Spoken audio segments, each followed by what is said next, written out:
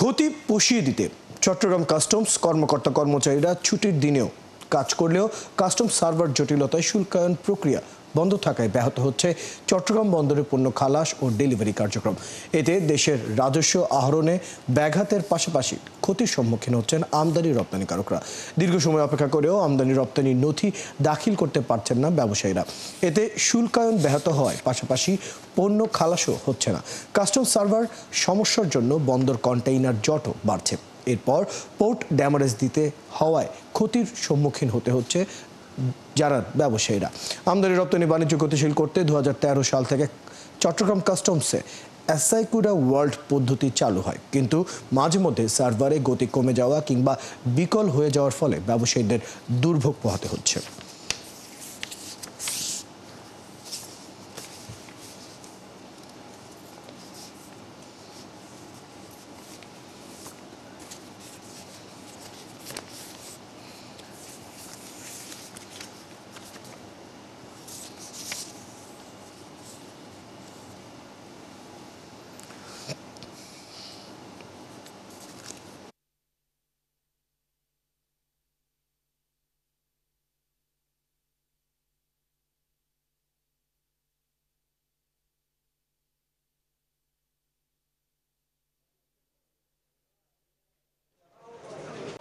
সমস্যা সার্ভারের আপনার অফিসাররা আছে, সব আছে আর অফিসারের দায়িত্ব পালন করতেছে, কিন্তু সার্ভারের সমস্যা সবচেয়ে বেশি।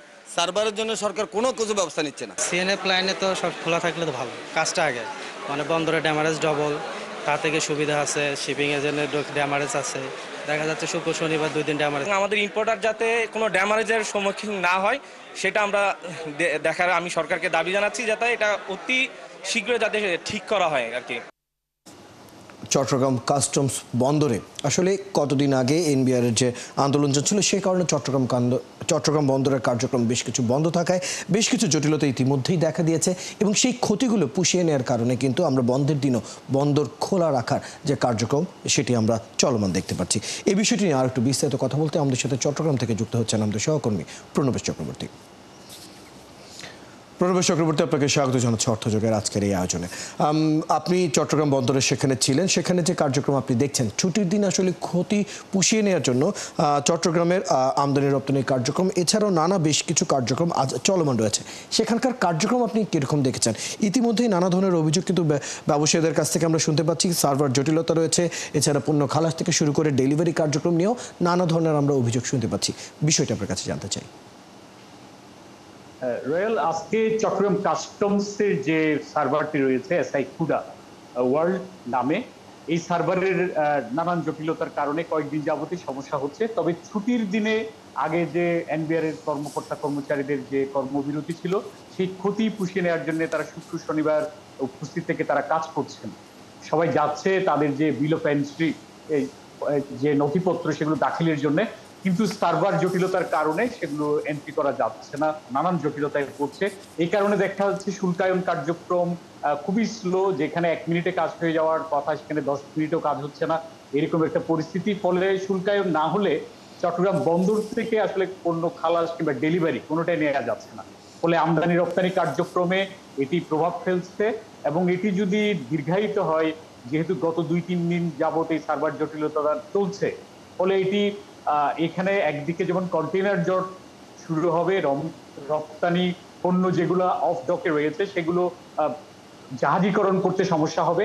আবার পণ্য খালাস করার জন্য যদি নতুন ডেলিভারি না হয়, তাহলে জাহাজ থেকে পণ্য নামালে কিংবা কন্টেইনার নামালে সেই যে জায়গা, সেগুলোর জায়গা থাকবে না, অর্থাৎ কন্টেইনার জটটা বাড়তে থাকবে। আর কন্টেইনার জট মানে এর পেছনে হচ্ছে জাহাজ, এবং জাহাজগুলো নির্দিষ্ট সময়ে এই চট্টগ্রাম বন্দর জেটিতে ঘেরে, ফলে এগুলো যদি নির্দিষ্ট সময়ে আসতে না পারে তাহলে জাহাজের সারি যেটি বহির্নোঙরে সেটি বেড়ে যাবে, অর্থাৎ জাহাজ জট তৈরি হওয়ারও কিন্তু একটা সমূহ সম্ভাবনা। ফলে এরকম একটা জটিল পরিস্থিতির মধ্যে এই সার্ভার জটিলতায় পড়েছে। তবে কাস্টমস কর্মকর্তারা বলছেন তারা চেষ্টা করছেন। এরই মধ্যে এনবিআর এর বিশেষজ্ঞ যারা রয়েছেন, সার্ভার বিশেষজ্ঞ, তারা পরিদর্শন করেছেন বলে তারা আমাদেরকে জানিয়েছেন।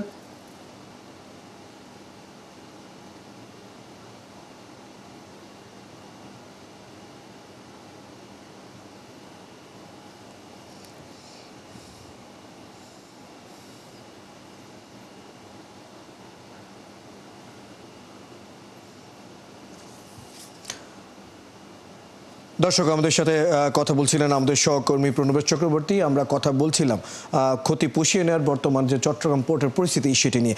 আবারও আমরা আমাদের সহকর্মীর সাথে আমরা যুক্ত হচ্ছি। প্রণবেশ চক্রবর্তী, আমরা তো কাস্টমস কর্মকর্তাদের কথা আপনি বলছিলেন যে তারা এই যে এখনকার মতো যে সমস্যাগুলো আছে সেগুলো সমাধানের জন্য কাজ করছেন। ব্যবসায়ীরা কি বলছেন? কারণ ইতিমধ্যে অনেক ব্যবসায়ীরাই কিন্তু এই যে ক্ষতি সেটি কিন্তু তাদের উপরে সরাসরি প্রভাব ফেলছে। সে নিয়ে ব্যবসায়ীদের সাথে আপনার কোনো কথা হয়েছে কিনা? ব্যবসায়ী যারা রয়েছেন তারা বারবার আগেও এই এসআইকুডার যে সার্ভার এসআইকুডা ওয়ার্ল্ড, এটি নিয়ে আগেও তারা কথা বলেছেন। বিভিন্ন সময় দেখা যায় এটি স্লো হয়ে যায় কিংবা বিভিন্ন ত্রুটির কারণে সেখানে কাজ করতে সমস্যা হয়। এটা নিয়ে ব্যবসায়ীদের পক্ষ থেকে আগেও এনবিআর কে জানানো হয়েছে। এনবিআর তাদেরকে শুধু আশ্বাসই দিয়েছেন, কিন্তু এই বিষয়টি যে গুরুত্ব সহকারে দেখা সেটি হচ্ছে না বলে তাদের অভিযোগ রয়েছে। এবং তারা বলছেন যদি একদিনও যদি কার্যক্রম ক্ষতির মুখে পড়ে তাহলে কিন্তু ব্যবসায়িক ক্ষতি অনেক বেশি। কারণ বিল অফ এন্ট্রি এগুলো যদি নির্দিষ্ট সময়ে দাখিল না হয়, সেগুলো যদি পোর্টে এই পণ্য কিংবা কন্টেনার গুলো যদি থাকে, তাহলে স্বাভাবিকভাবে তাদেরকে ড্যামারেজ দিতে হবে। আর এই ড্যামারেজটা ব্যবসায়ীদের পক্ষে প্রথম দিকে দিলেও বাস্তবিক সেটি যাবে আসলে ভোক্তা পর্যায়ে। কারণ ব্যবসায়ীরা চাইবেন তাদের মুনাফা ঠিক থাকার জন্য, ফলে সেটি ভোক্তা পর্যায় থেকেই তারা সেটি পুষিয়ে নেওয়ার চেষ্টা করবেন। তো সব দিক থেকে যতই এই ডেলিভারি না হবে পণ্যের কিংবা ড্যামারেজ দিতে হবে, সেটি কিন্তু ভোক্তা পর্যায়ে আসবে। অন্যদিকে ধন্যবাদ প্রণবেশ চক্রবর্তী। বেশ কিছু তথ্য আপনার কাছ থেকে আসলে আমরা জেনে নিলাম।